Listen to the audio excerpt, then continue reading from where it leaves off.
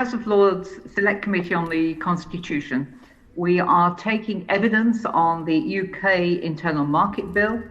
Our witnesses this morning are Professor Katy Hayward, Professor Joan Hunt, and Professor Nicola McEwen. Welcome to you all, and thank you for giving us your time this morning. This bill has had quite a lot of attention on certain aspects, in particular aspects of international law. But were it not for that, then devolution would probably have been the central issue that people were discussing.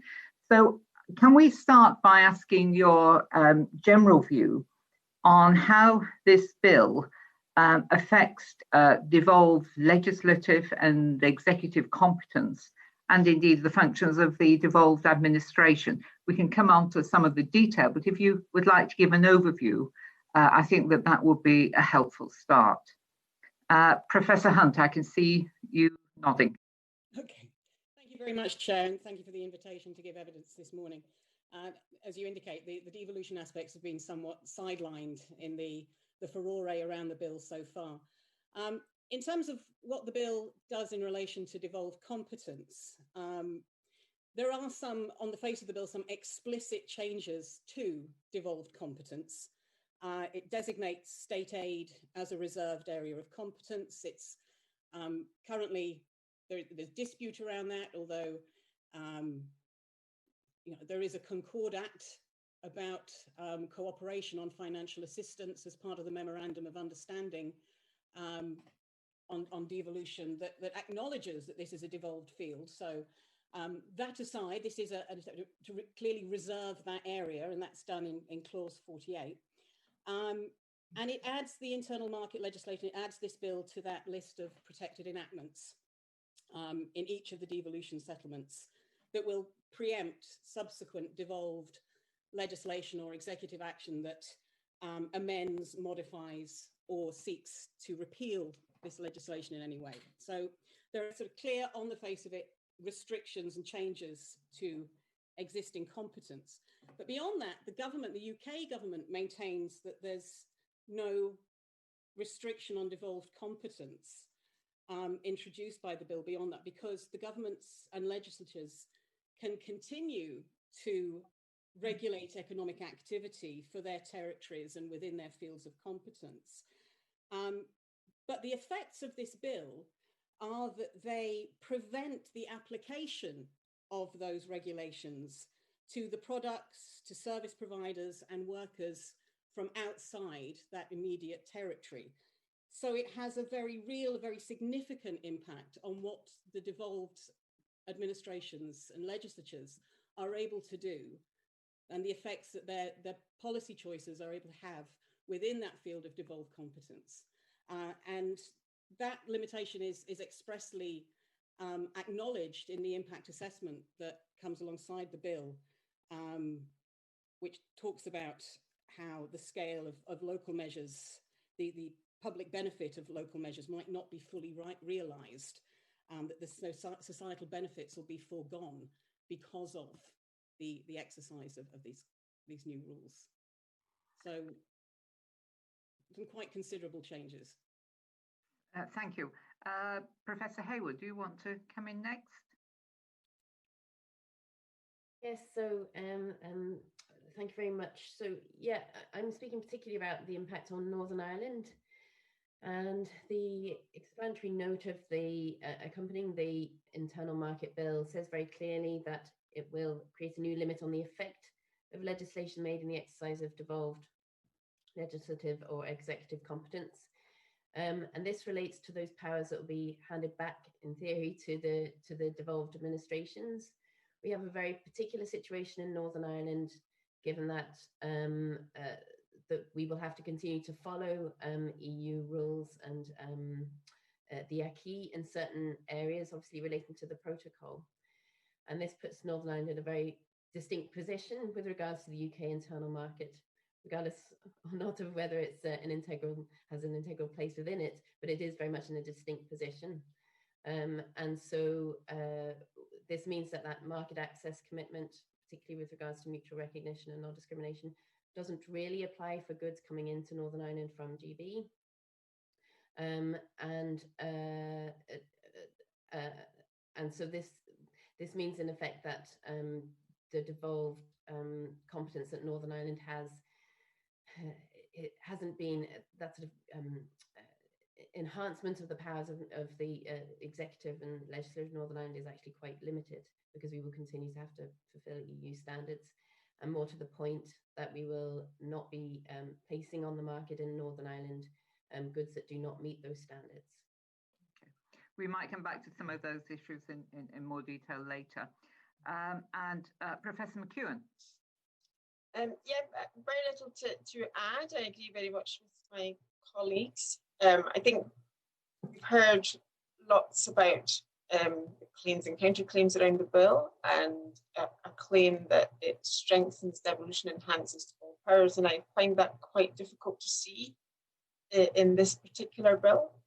There is a case to make that other Brexit legislation may have enhanced powers that were previously under the authority of the European Union, but not this bill. This bill quite explicitly, in some cases, adds to areas of reserved competence, but also, while not taking away much in terms of what the devolved legislatures and the devolved administrations can do, it does limit their scope. And quite explicitly, I find the acknowledgements in the impact assessment document in particular quite extraordinary, foregoing societal benefits. And in a sense, that is a challenge to one of the motivations for having devolution in the first place, which was to establish, for many reasons, of course, but one was to establish institutions within the devolved territories that could design policy, that could deliver services, that could intervene in the market to an extent in ways that produced societal benefits, that provided solutions that were deemed appropriate to the needs of those communities and to reflecting the preferences of those communities. So in some senses, the scope of the mutual recognition principles and non-discrimination principles is a challenge to that, much more so than is the case in equivalent European internal market legislation. Okay, thank you. I will ask our engineers if they can just try to improve the sound there. We just about followed what you were saying, but there were times when I think it was breaking up a little. Lord Dunlop, would you like to come in and follow up on some of those points? Yes, just picking up on Professor McEwen's last point. I mean, during the UK's membership of the EU, the devolved administration's freedom to regulate and legislate as they saw fit in devolved areas has been constrained by EU regulations. And the government's argument, as I understand it, is that outside the EU, to protect the operation of our own domestic market, there needs to be an equivalent UK regime. A, do you think that's right? B, are the measures in the internal market bill equivalent to the EU constraint? And if not, in what ways are they not equivalent? Professor McEwen, do you want to start off there and then I'll come Sure. to... I think leaving the EU regulatory umbrella does pose a challenge. The extent of the challenge is difficult to foresee in advance of things emerging, but I think there is potentially an issue if we thought that all of the administrations would introduce divergent regulation. But one has to question whether that's likely, given what would be my starting assumption in a sense is that all of the administrations, whatever their political persuasions, are interested in facilitating free movement and business access and mobility for professionals, all of the things that the bill is attempting to address. Is this an equivalent constraint?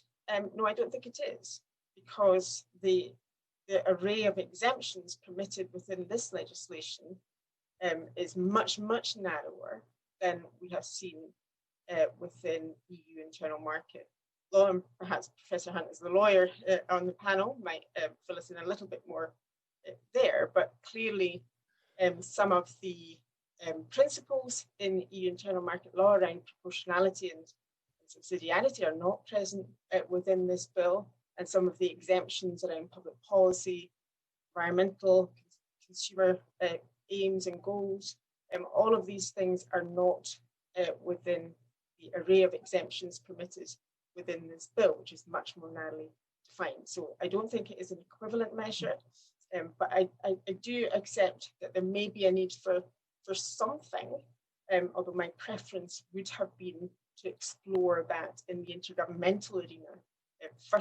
in the first instance, rather than what seems to be attempting to have a legal backstop to support all of these arrangements. Professor Hunt, did you want to add to that? Yeah, I agree absolutely with what Professor McEwen has said there. I think when we look at the EU context, we have obviously these free movement principles, these enforceable free movement principles around ideas of market access, but they operate alongside, they operate secondary to an agreed body of common legislative standards. So there are harmonized legislative minimum standards that our common frameworks agenda were meant to sort of fill that space. So you know, the EU model is the harmonization first, and then where there are spaces, when there's gaps, and these, you know, that horizontal principle then fills the gap. This piece of legislation rather looks as though it's turning those things on its head.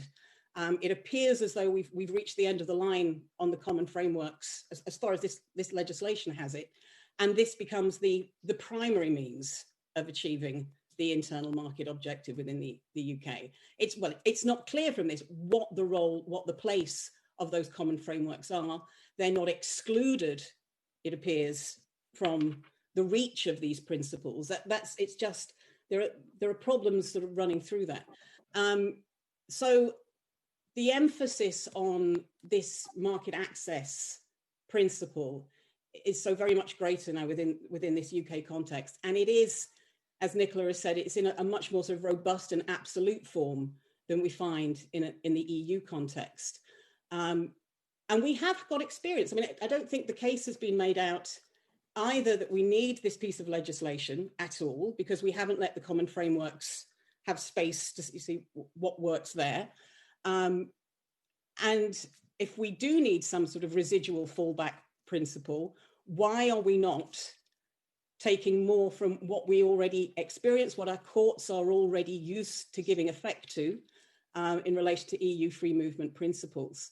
And we have experiences of case law that has been adopted by devolved legislation regulations adopted by the devolved that have been challenged on free movement principles. So whether that is minimum alcohol pricing, whether that is the use of vending machines for selling tobacco products, whether that is in Wales, there was the use of electronic dog collars as a training aid, that all of these things have been tested for their compatibility with the internal market and have survived that test, have been able to be maintained under an EU regime. What's not clear is how they would be interpreted under this regime. It rather looks as though a number of those would not survive under these new rules because they take a rather different form, a more absolute form as far as the market access principle is concerned. Okay. Professor Hayward, did you want to add anything at this stage? Just on the point about the EU environment and how different that was, it's worth remembering that Northern Ireland will be obviously following these EU rules, but outside of the EU with no means of shaping those decisions. So there's a different type of concern, I think, about devolved competence vis-a-vis what all this means from the Northern Ireland perspective. It's just worth noting, I think. Okay, thank you. Bob Dunlop, did you wish to come back in there? Yeah, just following up what Professor Hunt said about common frameworks. I mean, obviously, the whole common frameworks process is a collaborative process. Could you say something about what progress you think is being made with those common frameworks, and why do you think the government has concluded that on their own they'll be inadequate to protect the UK internal market? And then a sort of second or maybe third question. I mean, in terms of the powers, the delegated powers in the bill, are the requirements in the bill for devolved consent to the use of these powers appropriate? And how, if at all, do they affect the balance of power between the UK government and the devolved legislators? So where are we with the common frameworks? My understanding is that there was good progress being made, but that space has been taken since the pandemic. And perhaps things weren't proceeding at the pace they needed to.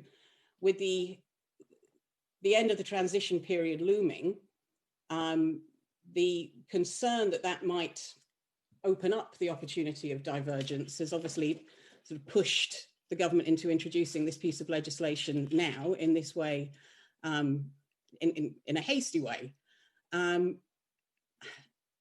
There are other means that could be used to maintain consistency and to sort of hold the line whilst these common frameworks are being developed. We know that there are those powers in the withdrawal agreement that were introduced explicitly to ensure that there was consistency across the UK.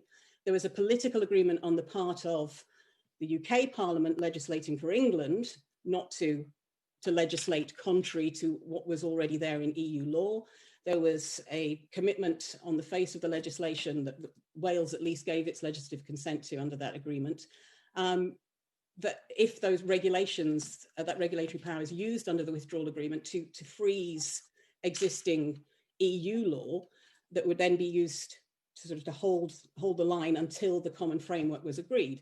Now that doesn't seem to have been canvassed as an option. This rather sort of overtakes that. Whether it is the UK government wants the flexibility to be able to move from the existing EU standards, which it wouldn't have under the Withdrawal Act, the provisions of the Withdrawal Act, if it brought in regulations there. So as far as common frameworks are concerned, I think they haven't been given the opportunity to demonstrate that they would provide what is needed for the UK's internal market. As Professor McEwen said, I think there'd be the space intergovernmentally to work out if gaps emerged around that, and that again hasn't been given the opportunity. It is very much a hastily conceived piece of legislation to try and fill some gaps that haven't yet emerged. I think, and again, as you pointed to the collaboration that has been seen, and we have had reports of sort of very effective collaboration in that process of common framework creation at officials level and beyond. And very much this piece of legislation does not have collaboration written through it by any means. And you referenced sort of consent aspects, and there are no consent aspects in this legislation. There are now and again the odd provision for consultation, but nothing to do with devolved consent in any of this. And on some very significant aspects, we know Schedule 2, those areas that are currently reserved from the reach of this legislation, which includes things like the health service, social care services. The Secretary of State has the power to change that list, and there is no input written into this legislation for the devolveds at all, let alone consent. There's not even consultation around it. At a very minimum level, we should be looking at the consent procedures that were written into the withdrawal agreement, and why aren't they equally on show in a piece of legislation with such constitutional significance? Yes, thank you. Professor McEwen, were you wanting to add something there? Yeah. I mean, I agree very strongly with Professor Hunt's comments with regard to consent, because it's for the committee and others to judge what's appropriate here, but there are no provisions for consent for those very extensive delegated powers within the bill. And on those areas where there is an obligation to consult, it's not at all clear what this means.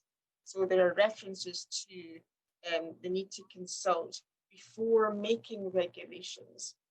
But what process is envisaged here? What does consult mean?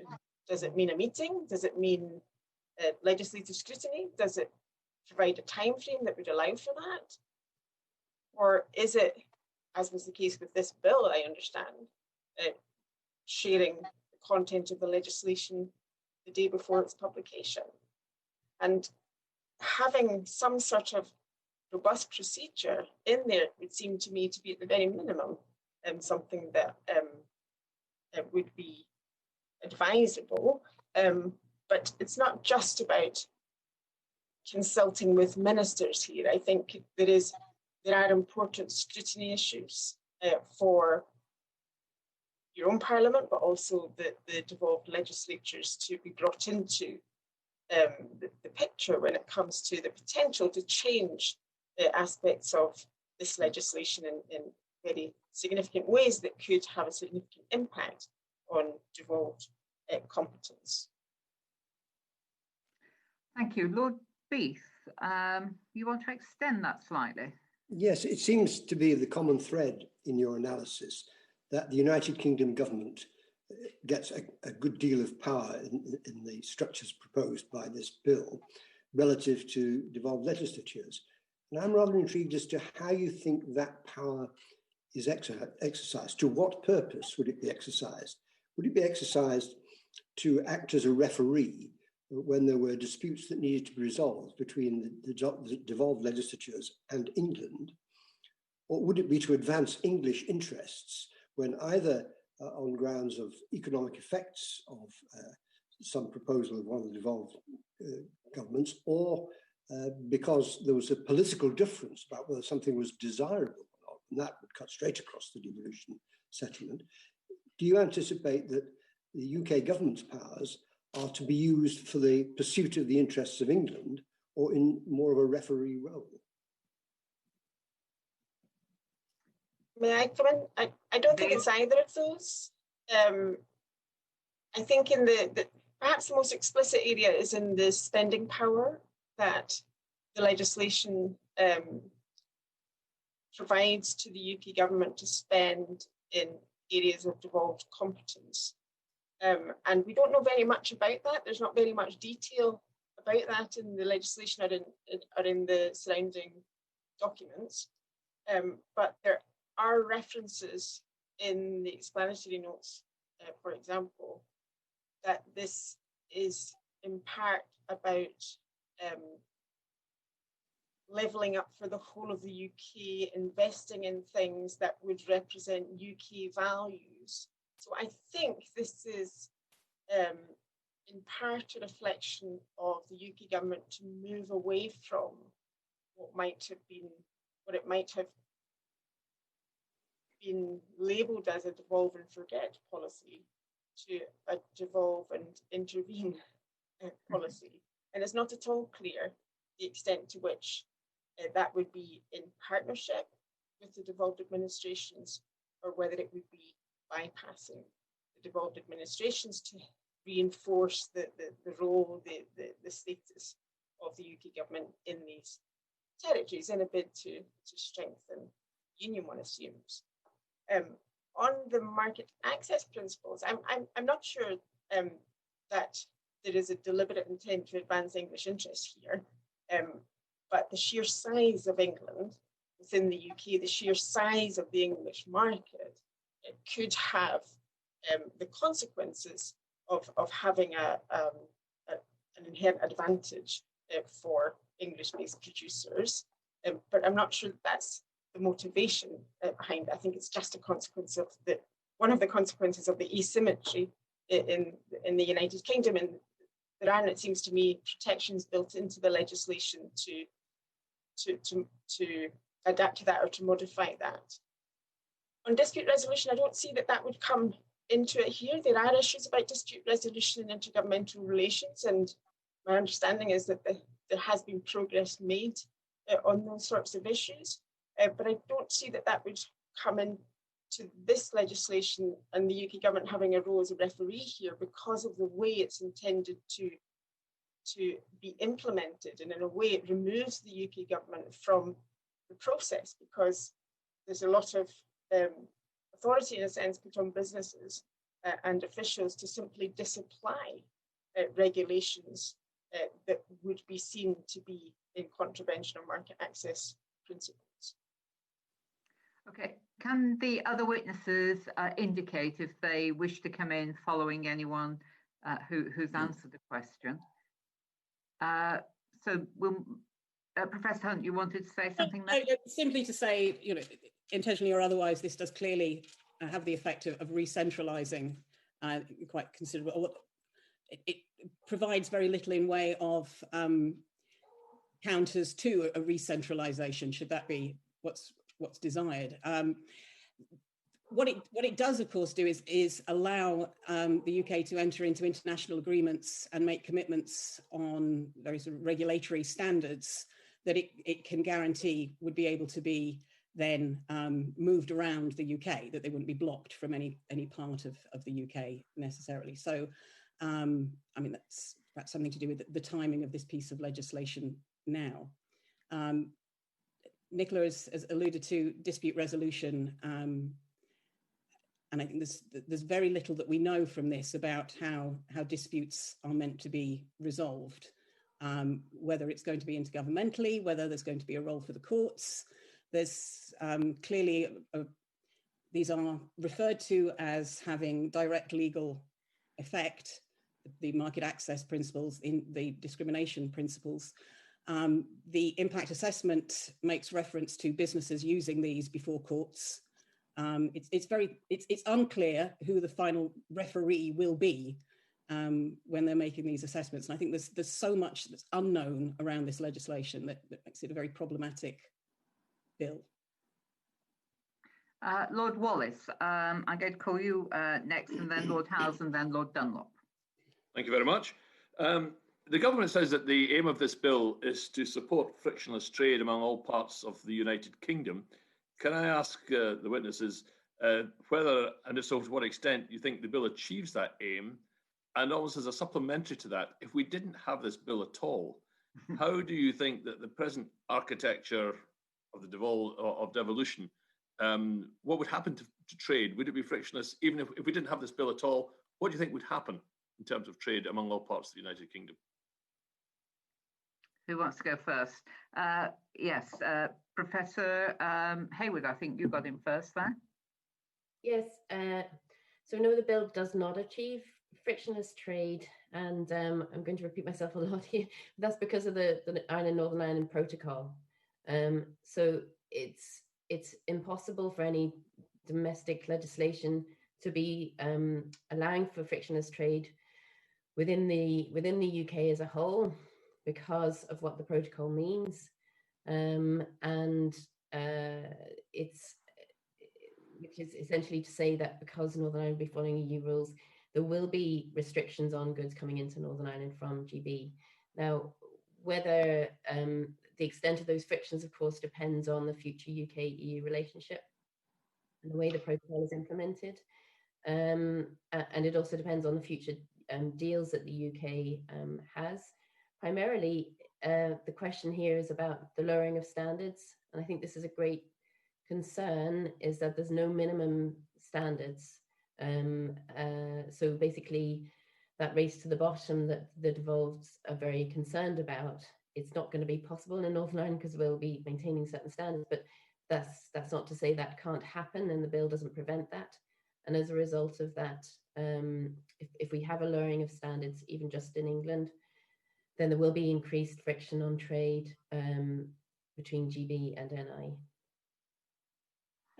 And do you think that was clear from the beginning when the agreement was signed in was it January?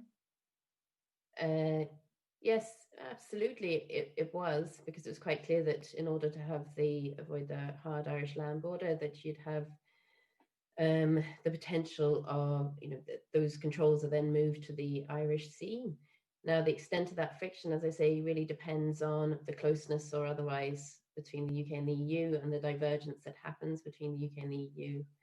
And it's worth noting that for Northern Ireland, what we're committed to is dynamic alignment. So it's not just the case that the standards that apply today will necessarily continue to apply. They may go up, depending on if that legislation at the EU level is enhanced.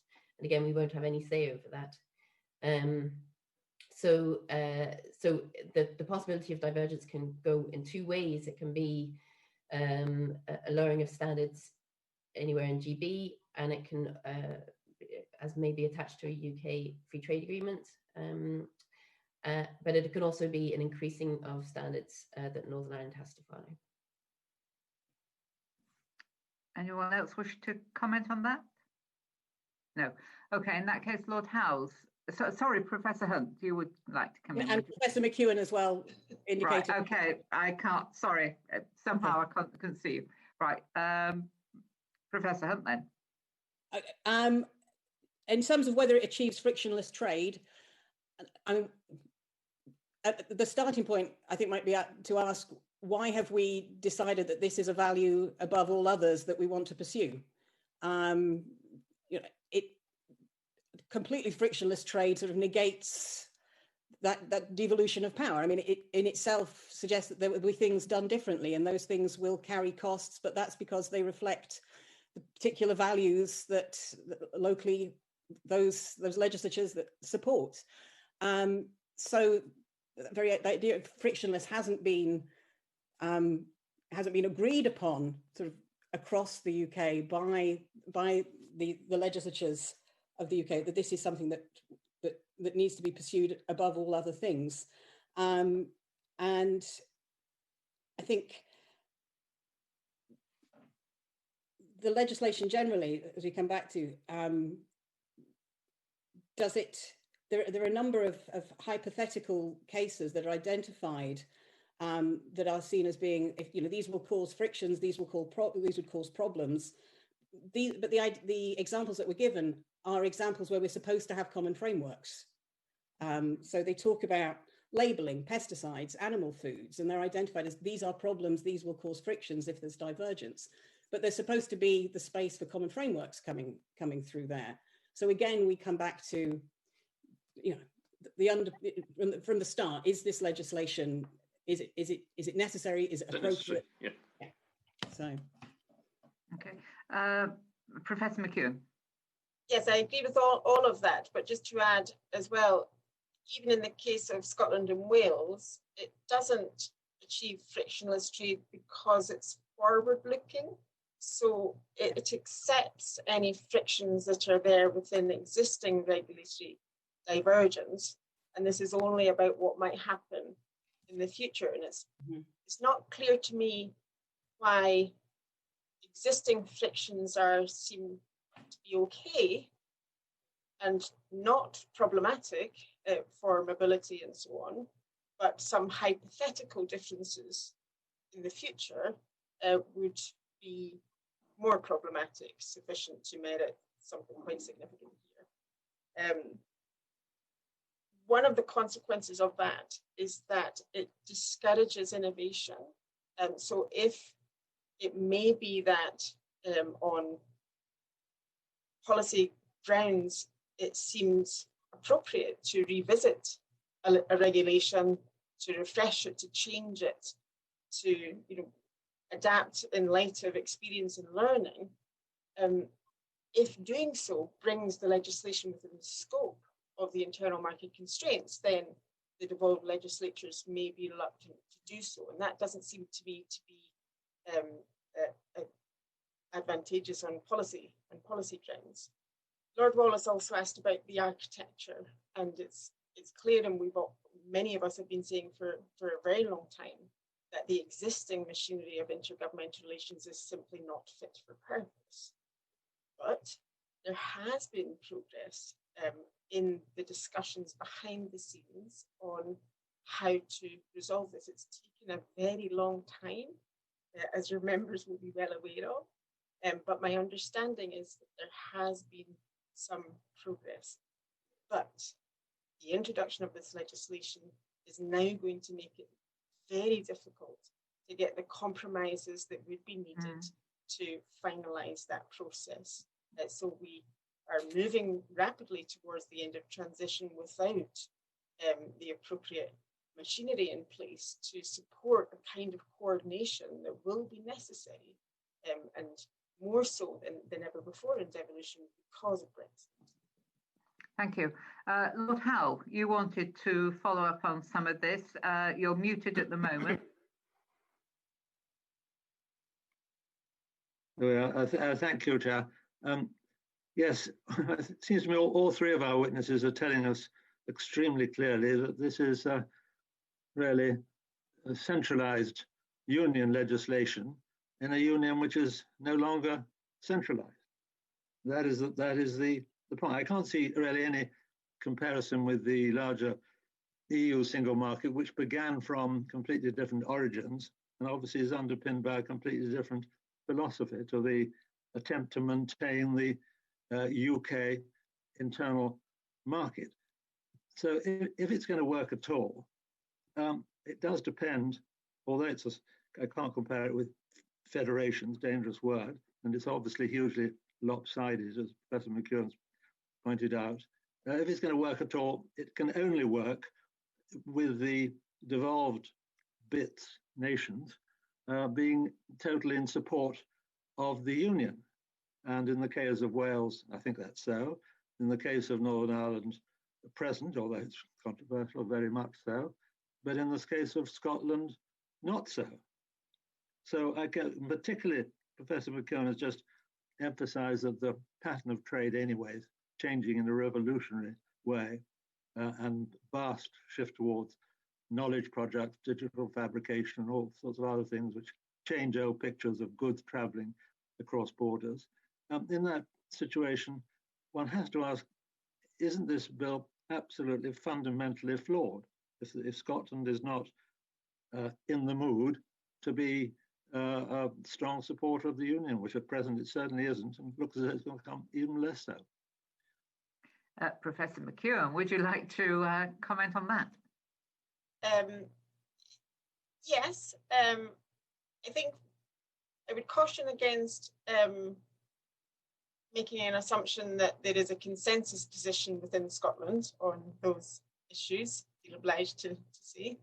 And equally, there is a big difference, it seems to me, from being supportive of the union, as the current administration in Wales is, and being supportive of this legislation, which they have indicated that they are clearly opposed to.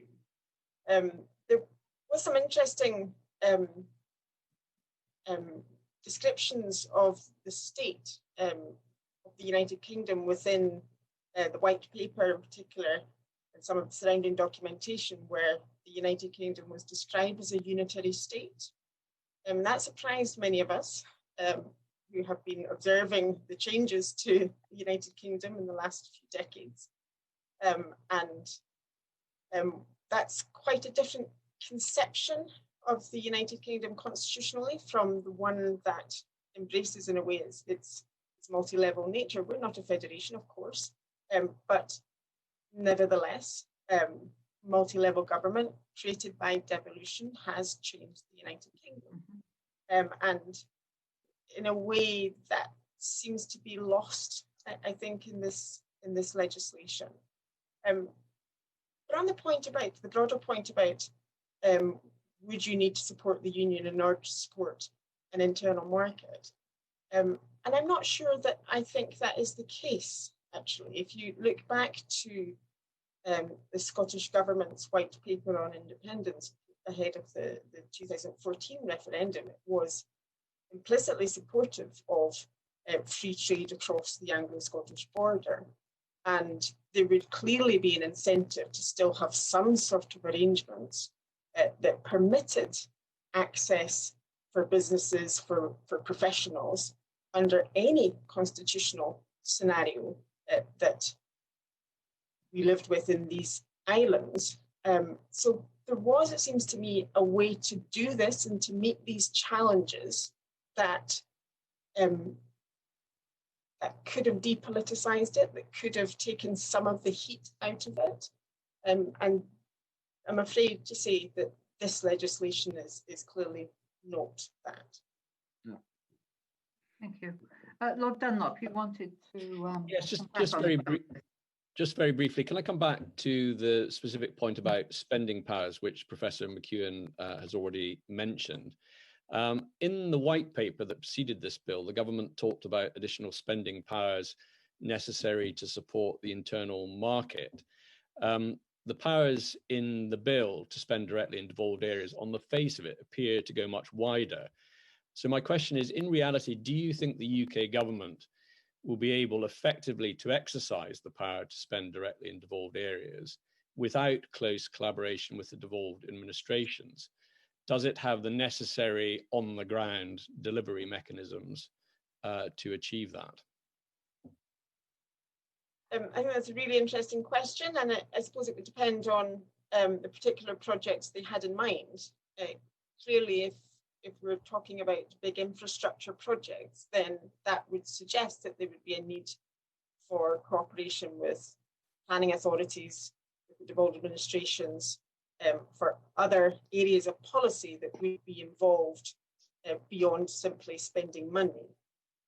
But the legislation or perhaps the explanatory notes talk about different types of projects, so sporting events, for example, or cultural events. And it may be that there are opportunities to invest in these sorts of projects without the need for cooperation. And I think that speaks to a desire to have a more visible presence within the devolved territories, to perhaps for nation building purposes, perhaps to strengthen the profile of the UK government in these areas, to perhaps nurture a sense of loyalty. We've seen that in many other cases. In Canadian case I'm very familiar with, you often find that the federal government competes with the government of Quebec to try to invest in some ways, from the population's perspective. If that competition means increased investment, then maybe from a public perspective, it doesn't really matter. If it means more money, it means more money. But there is an issue around competence and whose responsibility and whose authority it is to set the priorities for investment in particular spheres. Thank you. Can we move on a little then? Baroness Fuchs, do you want to come in at this stage on background preparation? Yes, and maybe turn to a previous stage, and that is the preparations before the bill was actually published. The Memorandum of Understanding between the UK government and the three devolved administrations makes great play of good communications, consultation, and cooperation. So how much of this actually took place? How far were these worthy aspirations actually made a matter of practice? Who would like to start with this? Professor McEwen, then. I think that first thing I would say is that the principles in the current Memorandum of Understanding are so vague as to be open to very broad interpretations. But even allowing for that, there wasn't, I think there are differences here between the Scottish Government and the Welsh Government, and I'll leave Katy to talk about Northern Ireland Executive. But the Scottish Government chose not to engage in the internal market work that was led by Bayes, whereas the Welsh Government did in the early stages. But even here, engagement became much more difficult for the Welsh Government earlier in this year, and not just because of COVID, but really since the general election. And that was not for the want of trying. to get information and to have engagement. So I think sorry, want to trying on whose part? The Welsh government part? Of the Welsh government, the part of the Welsh government. Now, you might wonder why the Scottish government did not engage, and I think that's an issue of trust. The other relevant contrast here is that the approach taken over internal market proposals was very different from the approach taken with regard to common frameworks. With common frameworks, where all of the administrations participated, it was very much a co-owned process. They explored the problem together. They investigated the areas where they felt there was a need for replacing EU frameworks with something, whether legislative or non-legislative for the UK. It was a cooperative process from the outset. With the UK internal market proposals, it was much more top-down, and the understanding of the problem was defined at the outset in UK government terms. So it was quite a different type of process. So no, the engagement was not wholly satisfactory. Professor Hunt, were you wanting to come in on that? And just to say, you know, particularly given the significance of this piece of legislation for its constitutional implications for devolution, I mean, the lack of engagement seems particularly egregious. And Professor McEwen referred earlier to sort of the experience perhaps that we'd had in those 20 years of devolution of a devolve and forget approach. And rather than moving now to a position of sort of more shared governance that we might see as being a sort of a counterpoint to that devolve and forget, it seems very much more a top-down approach that is being taken. And the common frameworks were different. It does seem the work around the common frameworks were different, but this fits with a different approach, very much so. Thank you. Baroness Fuchs, do you want to come back at all on that? Yes, it seems to me then that there was a fundamental misunderstanding or wrong approach right from the outset, that it wasn't seen as a cooperative venture, but a top-down. I think this is what one of our witnesses said. So do you think this is why we are now seeing these problems coming out with the bill itself? Very much so, and I think, sorry, if I may, I think we might lead on to think about how parliaments may be involved as well, and you know, this piece of legislation absolutely hasn't given space for any proper engagement ahead of the introduction of the bill to try and iron out the devolution aspects that we know are going to lead to parliaments refusing to give their legislative consent, and more collaboration earlier on could assist the passage through of a piece of legislation, particularly one with this constitutional significance. Thank you. Shall we move on then to Northern Ireland and Lord Panic? I'll bring you in at this stage. Yes, thank you very much, Chairman. Could I ask our witnesses, particularly Professor Hayward, how this bill will affect, if at all, the terms of the Good Friday Agreement and the power sharing arrangements in Northern Ireland? Yes, thank you very much. It's a very pertinent question.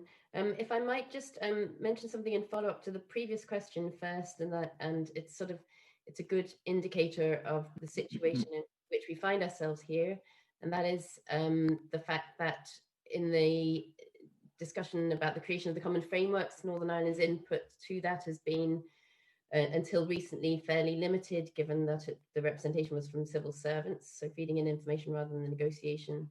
And then in relation to the consultation on the UK Internal Market White Paper, we know that the Northern Ireland Executive did submit a response to that, but that is not known amongst all the parties of the Executive. It hasn't been published, and it hasn't been seen either by the Economy Committee in the Northern Ireland Assembly. So it just shows there are grave political and sort of procedural, if you like, concerns about the process of developing this bill and reactions to it.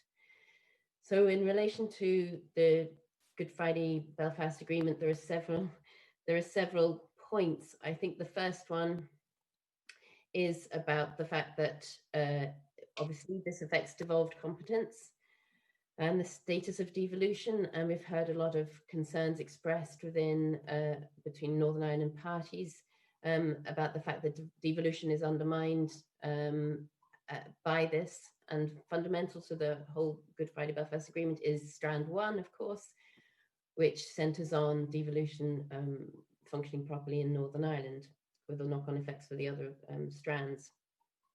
The Northern Ireland Assembly had a vote on Tuesday, in which we had a clear majority of people saying that they didn't objected to the UK Internal Market Bill, and particularly there was a concern that it was going forward without the consent of the Assembly. So there are grave concerns. To get to the detail of the bill and whether it challenges the agreement itself, there are two dimensions to this. So there's the broader question of what it's that actually it relates to an earlier point, that point about, is this really some means of trying to strengthen or enhance the union? And a clause that's sort of been overlooked in this bill, which is clause 40, which is about the protocol, and it's talking about movement from Great Britain into Northern Ireland, and it's very vaguely expressed, but it essentially says that in implementing the protocol, exercising functions relating to implementing the protocol, UK authorities should do so in such a way that they need to show special regard to the need to facilitate the free flow of goods between Great Britain and Northern Ireland, with the aim of maintaining and strengthening the integrity and smooth operation of the internal market in the United Kingdom. That point about strengthening the integrity of the United Kingdom is one that could cause some concern. And this is partly in relation to the fact that the Good Friday Belfast Agreement says that the power of the sovereign government with jurisdiction over Northern Ireland should be exercised with rigorous impartiality on behalf of all the people in the diversity of their identities and traditions, and founded on just and equal treatment for the identity, ethos, and aspirations of both communities. You can see it as a difficulty for Northern Ireland-based authorities to be asked to be exercising the protocol in such a way that strengthens the integrity of the United Kingdom. That is potential concern. And then finally, just the last point on the clauses 42 and 43 of the bill, which you may discuss in more detail. So they're in essence about, the first one is around unfettered access, the second one is around state aid. Neither of these things guarantee frictionless trade for Northern Ireland by any means. They don't fall within the competence of the Northern Ireland Assembly anyway. The question is about the use of how those powers to disapply the elements of the protocol come into play. They are obviously outside the hands of the Assembly, but even with this Neil Amendment, there's no means by which Northern Ireland elected representatives can shape the use or exercise of those powers. So at every level, there are concerns around the nature of representation from Northern Ireland and the ability to shape the decisions that have been made that have such direct effect here. Thank you. Lord Pannick, did you wish to come back? Yes, briefly. Would it assist from a constitutional point of view to include a provision in the bill that says something to the effect that none of the powers granted under this bill shall affect or contradict the Good Friday Agreement, or would that just introduce confusion? It's a good question, because it's difficult to point to a particular article in the agreement that it would contradict, other than the the fundamental principles around the importance of devolved competence. I think perhaps worth an alternative approach would be to have some recognition, an explicit recognition of the purpose of the protocol to begin with, which has been present in UK government publications relating to the protocol and business in Northern Ireland around it after the end of transition. So that is the full scope of the protocol, which is obviously about unique circumstances in the island of Ireland, avoiding high border and protecting the 1998 agreement in all its dimensions. And I think that would be a useful way of just underlining that the importance of the agreement to the future of Northern Ireland. Thank you. Lord Howard, did you want to come in at this stage? Yes. Can I ask Professor Hayward if she will share her thinking a little further on the differences of view that there are within Northern Ireland? She's referred to power sharing. There are, I imagine, quite strongly felt differences of view about the interaction of this legislation with the protocol, with the Good Friday Agreement. I mean, what is her assessment of the strength of feeling about this, the potential irreconcilability of views, the practical problems that may ensue from the impact of this legislation? So it's difficult to differentiate. So I have to say that most of the reaction to it has been around the statement that it does break international law. And of course, that has given rise to immediate concerns about the status of the agreement, given that Good Friday Agreement doesn't have the kind of dispute settlement mechanisms that the withdrawal agreement has, nor does it have the recourse to international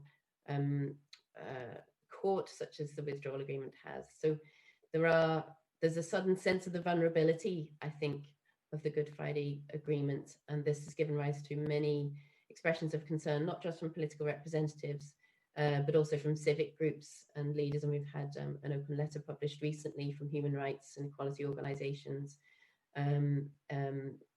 stating their opposition to the UK Internal Market Bill, precisely because I think of the risks posed to the protocol and the statement about breaking international law. About the specifics of the bill, it's difficult to say because it's become inseparable from the protocol, and it's striking just quite how different the bill is compared to what we would have anticipated on the basis of the white paper on the internal market. The white paper explicitly said that the proposals that will come forward on the UK internal market would do so bearing in mind the obligations of the UK in relation to the protocol. The reactions to all of this are, I should say quite clearly, the DUP and the Ulster Unionist Party are the ones who are sort of welcoming the bill to some degree, but they do so not on the grounds of what it means for market access for NI goods into GB necessarily. They're primarily doing so as a result of their opposition to the protocol.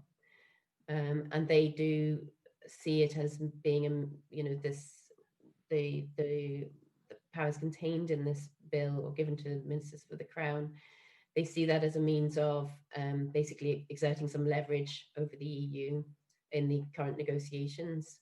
And also they see it as a means of offering some safeguards for Northern Ireland and for NI-GB relations after the end of the transition period in case of a no deal, in case of a breakdown. Unfortunately, I don't see in the bill anything that would necessarily grant them the grounds for such assurance.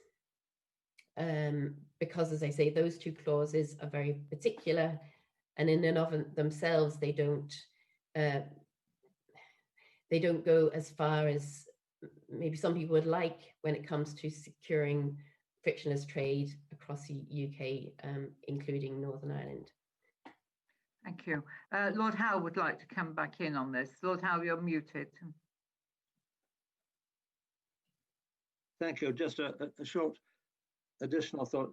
What do our witnesses think about American interest that's been sort of reignited in the Ireland situation by the debate around this bill? I mean, bearing in mind that in the past, American intervention has been very mixed in its results, certainly added to raising tensions back in the 1970s and 80s, although George Mitchell, of course, was a great peacemaker later on. But generally, American-Irish involvement in the delicacies and sensitivities of Irish politics has been a pretty good disaster.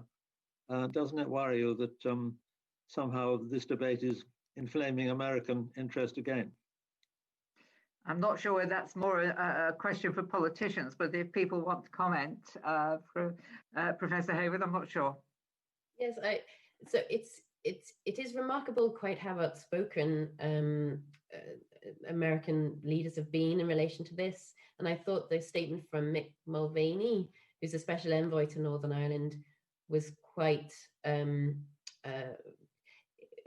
astute in some ways, because he said basically we want to avoid the emergence of a hard border in the Ireland of Ireland sort of by accident, that it's sort of an inadvertent consequence of what's happening. There is a strong sense of ownership, if you like, of the peace process and concern towards it, that for obvious reasons.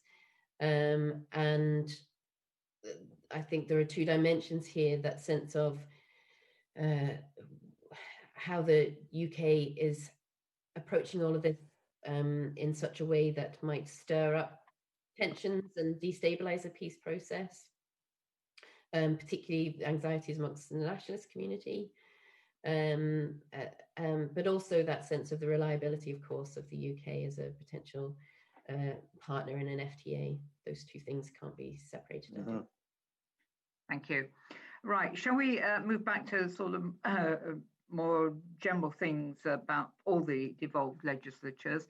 Baroness Drake. Thank you. Good morning.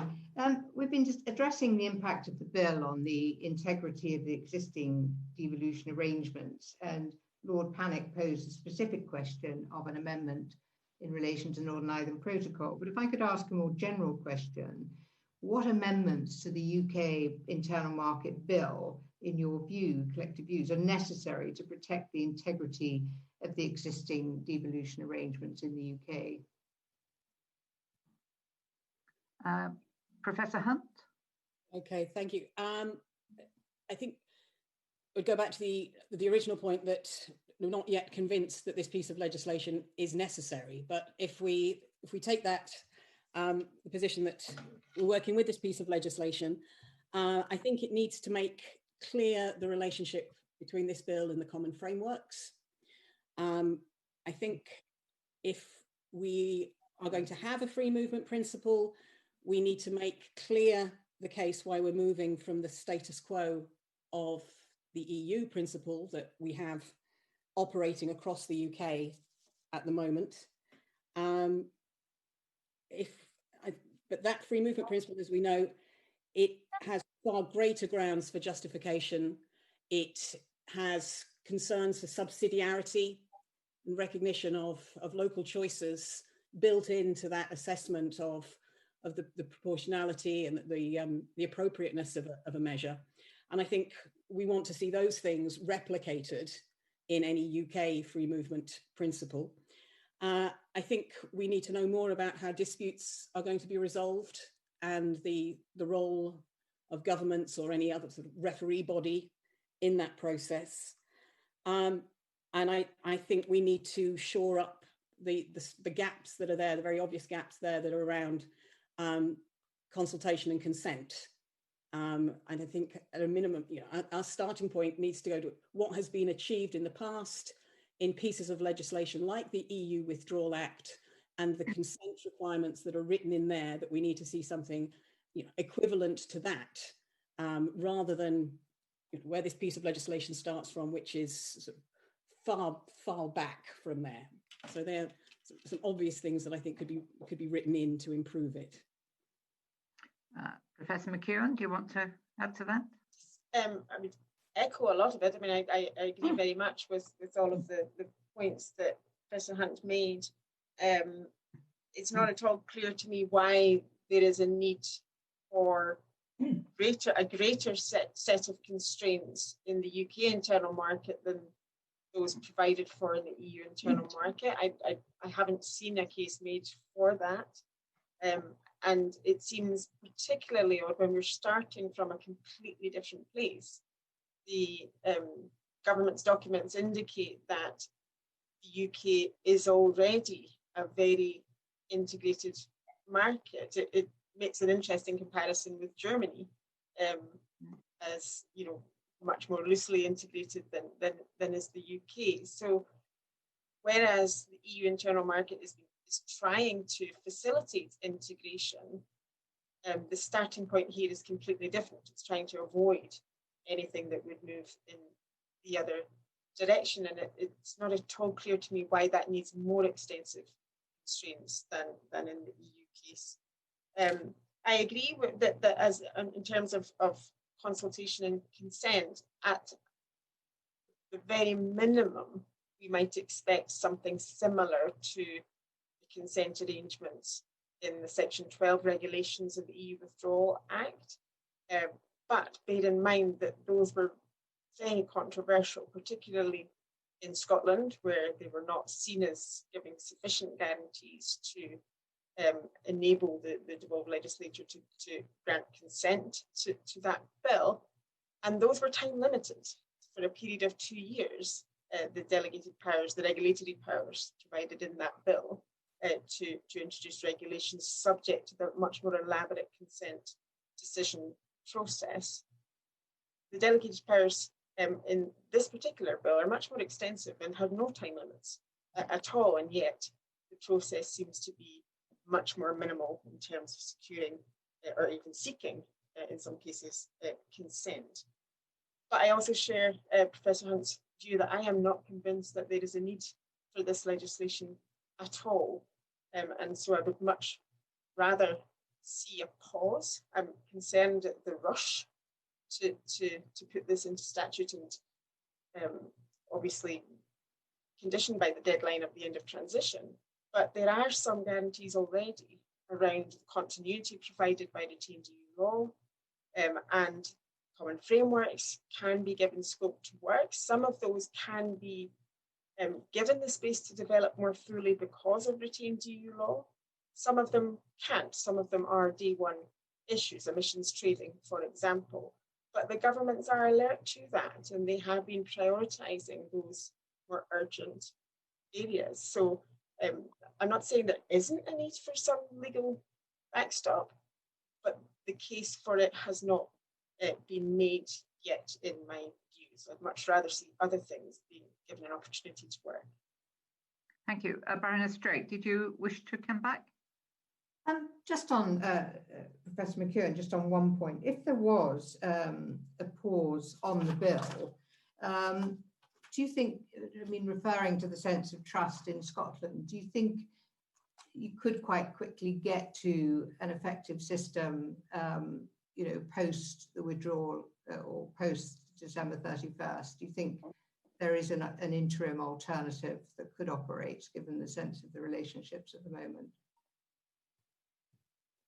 Some of your members may be closer to this than I am, but my understanding is that the Joint Review on Intergovernmental Relations has been making significant progress towards completion, but that progress has been disrupted by the capacity demands of COVID, of course, but more recently by the introduction of this legislation and the effect that that's had on the trust and faith in the process, and the sentiments that are expressed within the context of that joint review seeming to be at odds with the direction of travel in this bill. So it seems if you don't have a legislative underpinning, then you do need something else. And the something else, it seems to me, has to be in the intergovernmental space. So a pause would create the space and the incentive for all of the parties around the table to come to finalise that process. Without the pause, without something different from what we have here, then I see that as being quite difficult, and that won't help relations. Okay. Baroness Corsten, I can see you've unmuted, so you're ready to come in at this stage.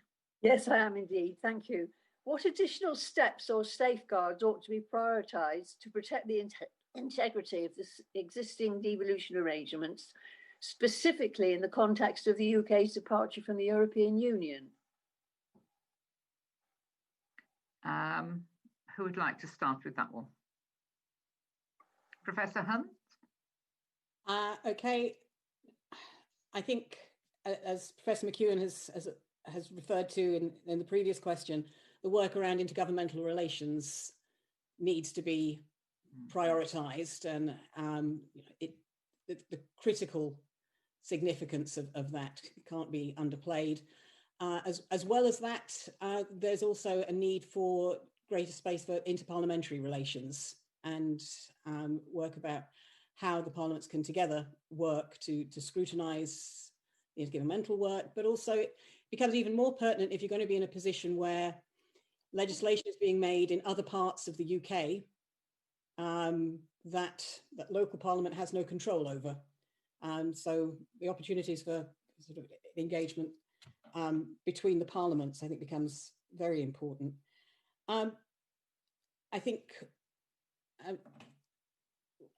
what are we losing from moving from the context of EU membership? Principles that we've already referred to in this session, centrally that one of subsidiarity, that is sort of written through EU governance, and we see through the legislative process, but also in the ways that the courts function and their assessments. And I think devolution has taken place within a context where subsidiarity has had that constitutional status as a matter of EU law, and there's nothing comparable within a UK context that would sort of support that. So I think we need to be attuned to what's potentially being lost and the principles that we might want to see being brought in to try and shore that up. But again, this legislation certainly doesn't go in that direction. But there are definitely sort of general sort of governance things about moving towards a more effective system of sort of shared governance for the UK, the steps that could be undertaken. Would our other witnesses want to comment? Professor McEwen. Yes, just to add to that, perhaps, I think there has been some concern in the debates that this could lead to a race to the bottom, and I think to try to prevent that, we want to see an enhancement of the parallel work into developing minimum standards or common standards where appropriate, and that presumably would be within the common frameworks work stream. Specifically on intergovernmental relations, I think what do we need here? It's a committee of some kind to oversee, an intergovernmental committee to oversee the internal market. We don't have, after transition, we already have lost the only intergovernmental committee that worked from the origins of devolution, and that was the GNC Europe. That's gone now. We have had intense working around the JMC EU negotiations, but that presumably will fall away at the end of the negotiation process. And all we will have left in the absence of any alternative is the JMC plenary, which has periodically got together and it's high profile, but it's not necessarily space for doing the kind of collaborative working that I think would be necessary here. So the internal market is one area where I think there needs to be some kind of standing committee to bring the governments together and to support that work. There are other areas as well. I think also what I would hope to see as part of this process is recognition that while unfettered access for business is a legitimate policy goal, it's not the only one. It has long been recognised in this country that there are appropriate ways in which to intervene in the market to achieve other policy goals, and that is rather downplayed in this particular legislation. So something to protect the authority of the devolved legislatures to legislate in those areas to achieve the policy goals that they think and deem appropriate for their territories. Thank you. We're having a slight problem with your sound there again, Professor McEwen. Lord Wallace, you want to come in, then Lord Howe, and then Lord Hennessy. Yeah, I was reflecting on what was being said about common frameworks, which I think we all thought was a way forward, and the need to avoid a race to the bottom. Have you any thoughts as to any kind of dispute resolution in the event of ministers from the UK government and the devolved administrations not being able to agree within a common framework, because it inevitably must happen from time to time, and some might say it wouldn't be appropriate if, as it were, the UK government had a veto over everything. I just wondered if you had any thoughts how you might get a dispute resolution. Shall I? Yeah.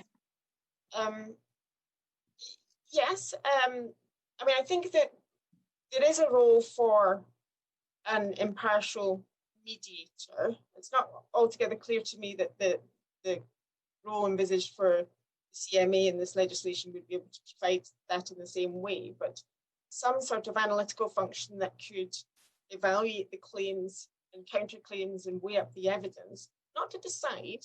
I think it's appropriate for the government still to have that role to try to work through their differences where they can, but to do so with much more light shone on the process and with some sort of independent evaluation of the claims that are being made.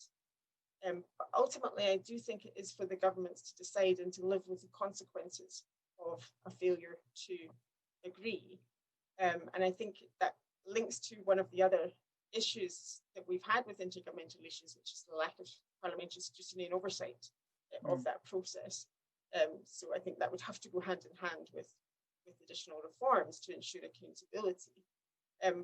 But so there has been some discussion around if you are to introduce a decision-making function to intergovernmental relations, which wasn't what they were designed for, do you have to have a voting procedure, something similar to qualified majority voting in European Council? And I'm not favourable towards that because I think it would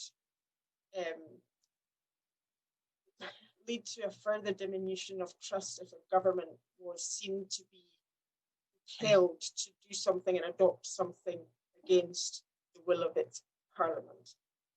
So I think, but there are ways around that. Talking it through is what normally happens in federal countries and other multi-level countries, finding the compromises and instilling that kind of culture that leads you towards compromises.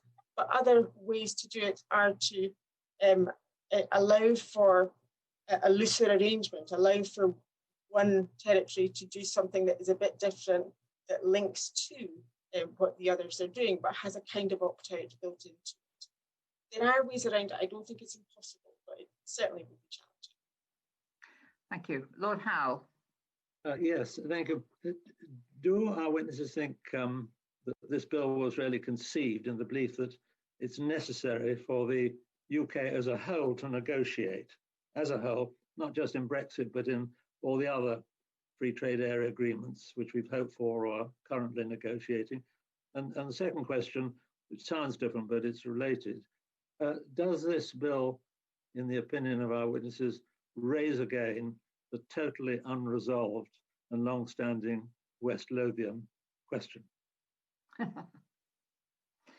That's a big one. I'm not pushing you to answer that one, but who would like to say a word about Lord Howe's first point? Professor Hunt, I think you're indicating. Yeah, I think, as I say, the timing of it perhaps suggests us to lead it to understand that that's the purpose of this bill. If it's about shoring up internal domestic trade as the primary purpose of it, then it wouldn't need to be now and it wouldn't need to be in this form. We have other things in place to achieve that, and we have the common frameworks. As I say, what this does do is put the UK government in a position where it can go into negotiations saying that, you know, it can guarantee that, more or less guarantee that, you know, meeting a particular regulatory standard in one part of the UK will give those products access across the UK generally, except on very, very limited grounds. So it does put the UK in that position. So it's a consequence of the bill, certainly. When you say at this stage, are you meaning that there could be an independence referendum that pushed it in a different direction? No, I was thinking more simply from the perspective of wanting this to be in place as swiftly as possible ahead of the end of the transition period for the negotiation of new international trade deals. That wanted to be in place as soon as possible, because if the primary concern was simply the internal domestic market, it wouldn't have that same urgency.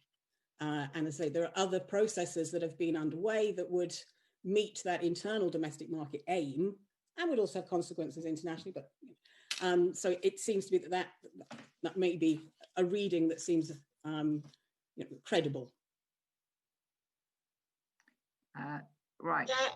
Add something to that. I mean, I think it's quite explicitly about that, as well as about the internal dimension. The surrounding documents make that quite clear, that it would empower UK government to negotiate trade deals that included areas of devolved competence and be confident that they wouldn't face any barriers in the implementation. So that is acknowledged within the surrounding documents. On the West Lothian question, I don't see that there are any provisions in the bill that address that particular issue. I didn't ask whether the provisions in the bill. I said whether it does raise it, the fact that that the Westminster Parliament and 87% of the GMP is English, has got Scottish MPs legislating on English issues, whereas Scottish Parliament has not got English MPs legislating on Scottish issues. The old argument. But it wouldn't in this case either. It would simply be that the consequences of how it legislated on English issues would have ramifications within Scotland and Wales and Northern Ireland. No. Professor Hayward, did you wish to add anything on this? I just wanted to underline the point that Professor McEwen made earlier about minimum standards. And there was a suggestion in the white paper that has since been dropped, that it was about the monitoring authority possibly being a place where it could make recommendations for minimum standards. And that would be, you'd need the point about that monitoring authority being seen to be as independent as possible. And there are concerns that isn't the case with CMA being so close to BEIS. But that notwithstanding, the point about minimum standards would address several concerns about market access across the UK, including GB2NI, but also the concerns about trade deals that the UK might be negotiating, and then the downward pressures arising from that. Okay, Lord Hennessy, going to bring you in now. Can I seek your wisdom on a big picture question? It could be that once we're through COVID and we've achieved Brexit either squishy or hard, that the question of the decade, the 2020s, will be the union question, the kingdom to come question, you might call it. I recall a debate we had in our chamber after the Scottish referendum of 2014, when Ian Lang, former chairman of this committee and former Secretary of State for Scotland, said, we have to find ways of doing things together again. I think he meant big things as a union, to raise us up from this, my phrase, not his, this endless drizzle of complaint in which we live. Have you got any ideas?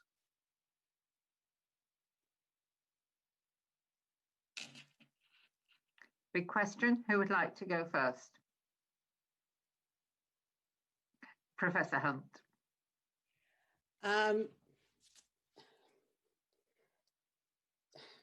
Okay, and I suppose we've covered a number of these already as sort of things that we would hope to see in a system of collaborative, sort of shared governance for the United Kingdom, an approach that recognises that a top-down approach is not suitable for the union that has now known experience of devolution, that respect those devolved powers that are there. And I think we need that stronger system of intergovernmental relations and a system of interparliamentary responsibility, with government responsibility to the parliaments within that, I think. And a statement, a commitment to a set of shared constitutional principles that, the approach that we're seeing from this government is not one of bringing the union along and finding a way of doing things in a shared, collaborative, cooperative way. And I think there is, once this ground is cleared, there is urgency around those debates, clearly. Thank you. Professor Hayward. Yes, so quite clearly, if there is a hard Brexit, it would put great strain on the union from the point of view of Northern Ireland, both given that the hard Brexit effects would be such that nationalists would feel increasingly unrepresented and at odds with the approach being taken by the UK government, but also unionists would be, that sense of betrayal amongst unionists in Northern Ireland would also be very acute in the consequence of a hard Brexit, because it would mean that the Irish sea border, for want of a better term, would be that much harder. And so that very fragile balance that we have with the Good Friday Belfast Agreement and the sense that we had before the Brexit referendum and all that's happened since then of nationalists and unionists feeling relatively comfortable in Northern Ireland and willing to accept things more or less as they are, with no great drive or momentum towards Irish unity, that's completely changed. And the questions of trust in the government from devolved legislatures, but also that British-Irish relationship, which is so much under strain, all of this would be just things that are really making the situation in Northern Ireland quite, very much at risk of further friction and tensions, and therefore placing strain on the union itself. I think we're living through an example of the sort of thing that works better when there is some coordination, and even despite the very difficult politics of the day, the governments have been able to come together to a degree to coordinate in COVID-related matters. It was really striking that when they tried to do that, there was no machinery to facilitate it. The devolved governments had to be brought into Whitehall emergency committees. There was nothing in place that could facilitate engagement between the governments as governments themselves. But that's obviously exceptional, but there are other big things that may from time to time come along. The climate change conference next year in Glasgow would be one of those examples. And what we saw early on, when it was supposed to be originally scheduled for this year, was competition between the administrations as to who would have a profile, who would be included. And I think if you open up the avenues for the governments to cooperate and to recognise the authority that each one has, then I think there might be, I forget the phrase that you mentioned that Lord Lang had uttered, but there might be some deviation from that kind of endless constitutional battle that takes place. But I wouldn't want to delegitimize the constitutional issue. It's a very important issue for a lot of people. And it's about, particularly in Scotland, the status of Scotland within the United Kingdom, its relationships with the other parts of the UK, and particularly its largest part. And that's been a long-running issue within the union. And I think perhaps I would suggest that the UK government might look inwards a little it's the part of the UK that changed least when we introduced devolution.